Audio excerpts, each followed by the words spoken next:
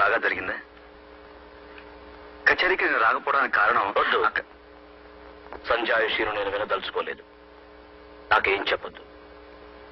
నువ్వు విసురు. ఒళ్ళంతా మండిపోతుంది. నాన్న, అక్కడ కొన్ని గుడిసెలు మండిపోయి నాకు అనవసరం. చెప్పిందే చెప్పే నీ గుడిసెల ఘనపాఠం నా చెవిన పడదు. ఇంకేం చెప్పొద్దు. నాకు తలనొప్పి. మీరు సహస్ర ఘనాపాటి కదా, మీకు వినపడదు. కారణం వినటానికే మీకు తలనొప్పి. కారణం చెప్పకపోతే నాకు తలే పగిలిపోతుంది. వినేవాడు వింటే చాలు. వదిన, నీకైనా వినపడుతున్నా లేదా? ఇన్ని సంవత్సరాలుగా ఒక్కసారి తప్పకుండా నేను కచేరీకి వెళ్తున్నానా లేదా? ఈసారి వెళ్ళకపోవడానికి కారణం ఉంటుందా ఉండదా? అది వినాలా అక్కర్లేదా? ఊరి చివర పూరు గుడిసెలకి అసలు గుడిసెలు ఉంటాయన్న విషయాన్ని చూడగానే సాయం చేయడం నా ధర్మం అనిపించింది. చేశాను. తప్ప కళ్ళ ముందు కాలిపోతున్న జీవితాలను చూస్తూ పాట పాడేందుకు మనసులా వస్తుంది వదినా. 10 మంది మనుషులు హర్షించే పని చేస్తే ఆ దేవుడు కూడా హర్షిస్తారంటారే, మరి ఈయన నువ్వు చెప్పొదినా, అసలు నేను చేసిన తప్పేమిటి? సరే, తప్పైనా ఒప్పైనా జరిగిందేదో జరిగిపోయింది. భోజనాలు పెడతాను, రండి కూర్చోండి. మామగారు మీరు రండి. వద్దమ్మా, వద్దు.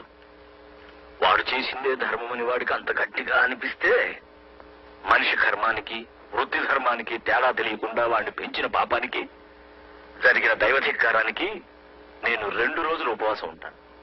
2 రోజులు ఎందుకో తెలుసా? వాడికి నాకు చేర్చి. ఈ రోజు జరిగింది సామాన్యమైన కచేరీ కాదమ్మా, రామాలయంలో కచేరీ.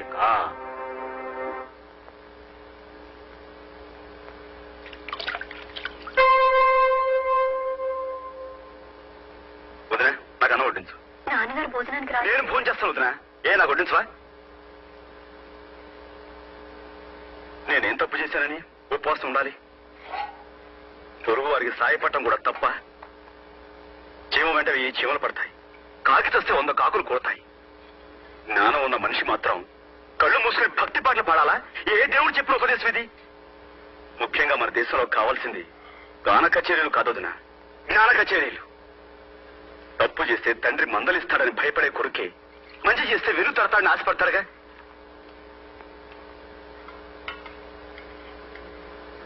కానీ కానీ నా విషయంలో నాన్న, నేను తింటాను వదినా, కడుపు నిండా తింటాను. నేనెందుకు మానయ్యలు భోజనం?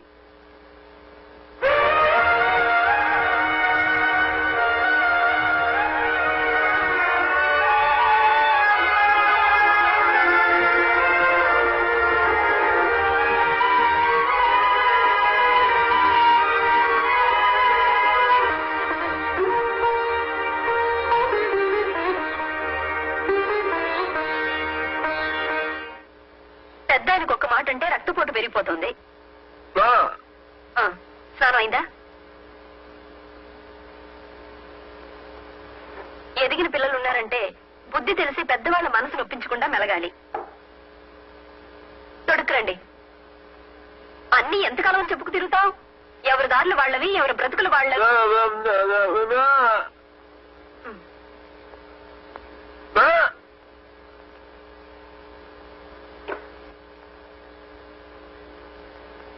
మంచి కావాలా?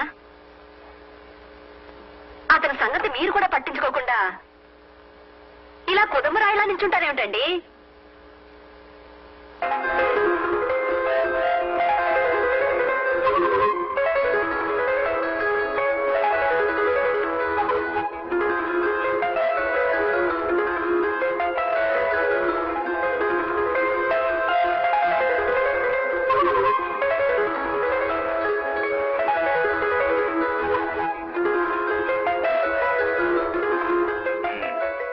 వచ్చేది? మీరెప్పుడు వచ్చారు? ఎప్పుడు వచ్చానంటావు? నేనే చెప్పాలా? ఇక్కడ ఉన్న చెట్లు చెప్తాయి, రాలిన పువ్వులు చెబుతాయి. మీకు ఊపిరి ఆడకపోతే కాపాడేదెవరు? నేనేం చెప్పినా మీకు నవ్వులాటుగానే ఉంటుంది. నిజమండి, మొన్న మా ఫ్రెండ్స్ ఇద్దరు సైకిల్ మీద ఇలాగే డబుల్స్ వెళ్తుంటే పోలీసులు పట్టుకున్నారట. అలాగే మన ఇద్దరు ఇప్పుడు పట్టుకున్నారు అనుకోండి, అప్పుడు మనం మరి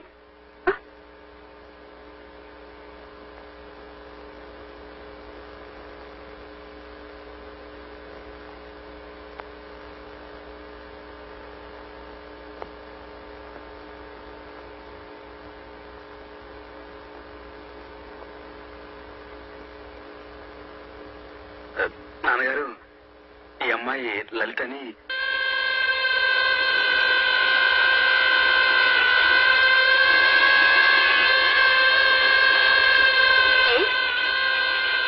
అంటుకోవచ్చుగా.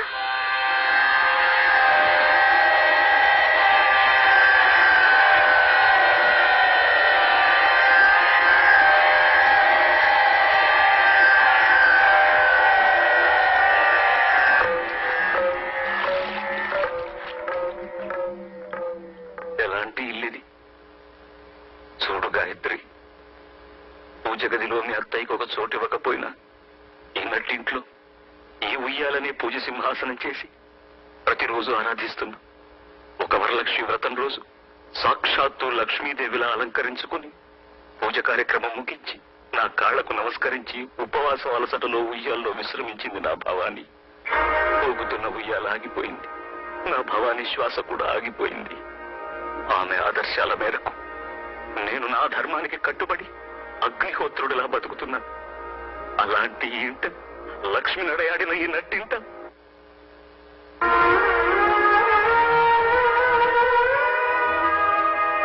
ఏమయ్య సూర్య, ఇలాంటి పని చేశావు? ఏమిటొదినా? లలిత ఒక హరిజన అమ్మాయని నాతో చెప్పలేదే. ఆ విషయం నా దగ్గర ఎందుకు దాచావయ్యా? ఇందులో దాచేదే ఉందినా, అదో పెద్ద విషయంగా తీసుకోలేదు నేను.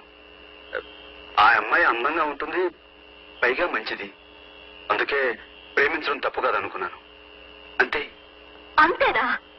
ఎవరికైనా అంతే కావచ్చు చెయ్యా, కానీ బిలహరి గణపతి శాస్త్రి గారి సంతానానికి అది అంతే కాదు, అంతులేనంత. అంటే అంటే ఇప్పుడు ఏమంటావు వదినా? నీ విషయంలో ఆ పిల్ల హరిజనుల పిల్లని తెలియక నిన్ను ప్రోత్సహించడం తప్పైతే అందుకు నన్ను క్షమించు. ఈ ఇంట్లో పెళ్లి కావలసిన తులసి ముక్కలాంటి చెల్లెలుంది, సంప్రదాయ చంద్రవనంలో పండిపోయిన మహావృక్షం లాంటి మీ నాన్నగారున్నారు. అలాంటి ఇంట్లో అప్రియమైనవి ఏం జరిగినా అప్పుడు నా ధర్మం. చూడు బాబు, నేను ఇంటికి పెద్ద కోళ్ళు మాత్రమే కాదు, తల్లి తర్వాత తల్లి. బాబు సూర్యం, నన్ను క్షమించు, ఈ విషయం ఇంకేం మాట్లాడకు.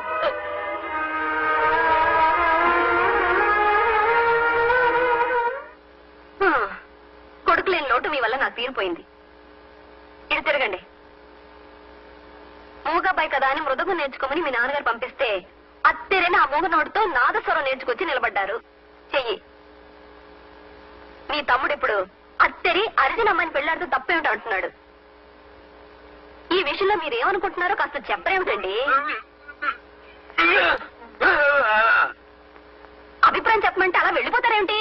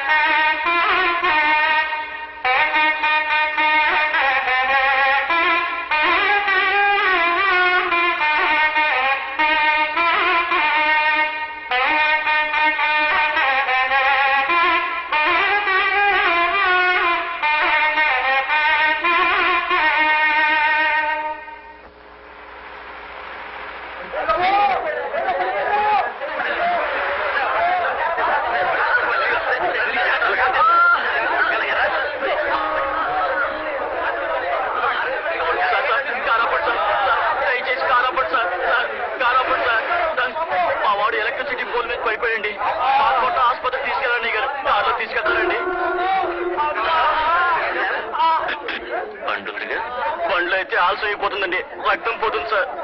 దయచేసి తీసుకెళ్ళండి సార్.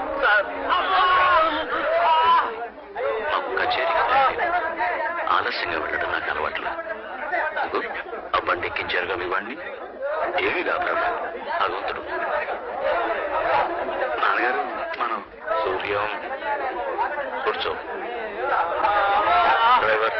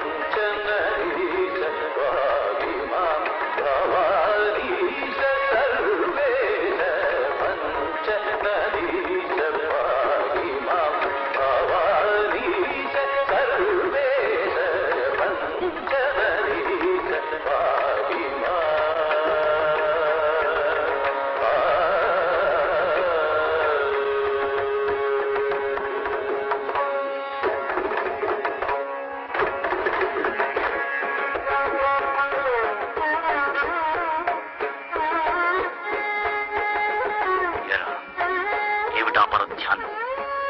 సరిగమల మధ్యకు సరసాలు వస్తున్నాయా? అదే ఆ హరిజన పిల్లతో సరసాలు, లేక మానవ సేవ గుర్తొస్తోందా? నిన్నేను అడిగేది. ఆ మానవ సేవ గంగలో కలిపేసి ఈ స్వరాల సేవ చెయ్యి.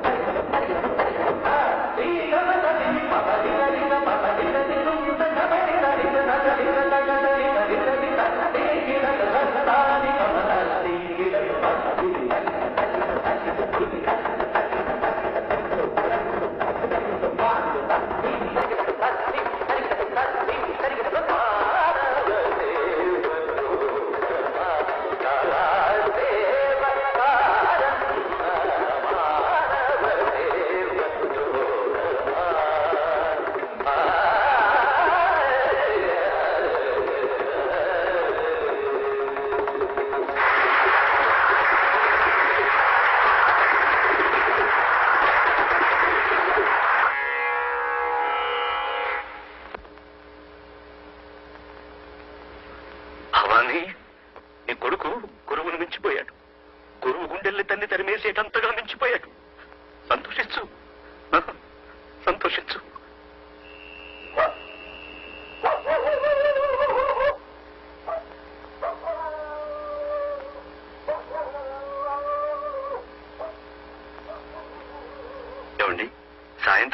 నుంచి కింద పడిపోయాడే ఆ లైన్మెన్ ఎలా ఉన్నాడు? చచ్చిపోయాడండి. చచ్చిపోయాడా? అవునండి, అరగంట ముందు తెచ్చుంటే బతికేవాడని చెప్పారండి డాక్టర్. ఆడి చావుకి బతుకి అరగంట దూరం అన్నట్టు అయిపోయిందండి. ఇక దేవుడే ఆడి పెళ్ళాన్ని పిల్లల్ని ఆదుకోవాలండి.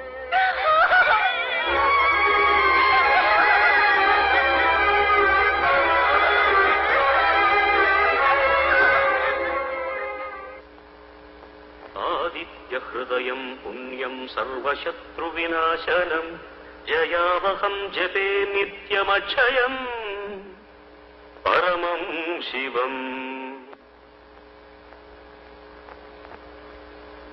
రాత్రంతా ఎక్కడుండి వస్తున్నావు? మైలపడి వస్తున్నావా? అదేరా, ఆ అంటరాని దాంతో గడిపి మైలపడ్డావా అని అడుగుతున్నాను. నాన్న, సూర్య నమస్కారం చేస్తున్న నోటితోనే సూర్యాన్ని దుమ్మెత్తిపోయకండి. నాకన్నా మీ మనసులోనే అంటరాని ఆలోచనలు ఎక్కువగా ఉన్నాయి. క్షమించండి. నేను ఎక్కడికి వెళ్ళానో మీరు ఊహించలేరు కూడా. కరెంటు పోల్ మీద నుంచి కింద పడితే అడవిలో దిక్కు లేకుండా మనం వదిలేశామే, ఆ వ్యక్తి ఆసుపత్రిలో చచ్చిపోయాడు. అది మీరు తెలుసుకోవాలి. అలాగా అన్నంత మాత్రాన పోయిన మనిషిని తిరిగి రాడు నాన్న. భగవంతుడు ఉన్నాడు, పొండిని పంపేశారే, మరి ఏ భగవంతుడు అతను కాపాడలేదే? అలాగట ముందు అతని ఆసుపత్రికి చేర్చలేని వాడే అతని పాలిట భగవంతుడై ఉండేవాడని డాక్టర్లు చెప్పారు. ఇది కూడా మీరు తెలుసుకోవాలి. సూర్యం, అందులో ఏమన్నా అర్థం ఉందంటావా? చావు పుట్టుకలు కర్మఫలాలు. ఆ మనిషికి ముగింపలా రాసిపెట్టింది, ముగిసిపోయింది. నాన్న, మీ కర్మ సిద్ధాంతానికి ఎదురులేకపోవచ్చు కానీ సంగీతమే సర్వస్వం అనుకునే ఈ మూర్ఖ సిద్ధాంతం నుంచి బయటపడండి. మనిషి పట్ల మనిషికున్న ధర్మం కన్నా ఈ సంగీతం గొప్పదేం కాదు. నా ధర్మం నాకు బాగా తెలుసురా. భగవంతుడి సేవ కన్నా ధర్మం లేదు, సంగీతం కన్నా భగవంతుడి సేవ మరొకటి లేదు. అయితే చచ్చిపోయిన అతని మరణానికి మన బాధ్యత లేదంటారా? వాడెవడో చంపడానికి మనమెలా కారణమవుతావురా? నన్ను మీ ముందు అందరూ మూగవాళ్ల పడుంటారు అనుకుంటున్నారు. కానీ నాకు నోరుంది. న్యాయాన్యాయాలు మాట్లాడి తీరుతాను. ఇంతకీ ఏమంటావు? మీరు ఊ అని ఒక్క మాట ఉంటే అతను బతుకుండేవాడు. మీరు అనలేదు, నేనైతే అనుండేవాడిని. కానీ ఎలా? నేను కొడుకుని, తండ్రిని కానీ. కాబట్టి అతని చావు కారణం మీరే అతను చంపారు. మీరు ఒక హంతకుడు. కన్న తండ్రిని దుర్భాషలాడేంత పెద్దవాడి వైపోయావా నువ్వు? వదిన, నువ్వు కొట్టినా చంపినా ఇది మాత్రం నిజం. ఒక ఆడదాని అనాథన చేసి ఆ పసివాళ్ళని దిక్కులేని వాళ్ళని చేశామే, అది మహాపాపం. ఆ పాపానికి నేను బాధ్యుణ్ణి. అది నన్ను జీవితాంతం దహిస్తూనే ఉంటుంది.